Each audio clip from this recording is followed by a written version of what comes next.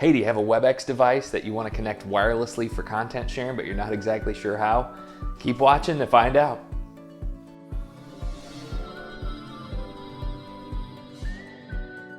So Webex devices have the ability to share content wirelessly. You can also share using USB-C and HDMI, which is great, but I love the wireless, right? So how do you connect your computer to the Webex device? I currently have a Webex Desk Pro K9 on my desk, but it works the same way with all the devices. So the first thing you want to do, I'm just going to real quick open my meeting room as if I was having a meeting with someone.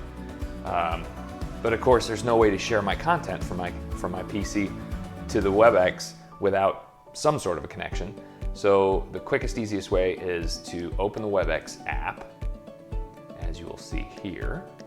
And basically these things are constantly detecting devices that are in the current area. And so I will connect to a device, button in the top right corner of my Webex app, and I go down to, and I find my Desk Pro here, and I click it, and it'll send me a little code, 1865, to verify that I am who I say I am. I say okay.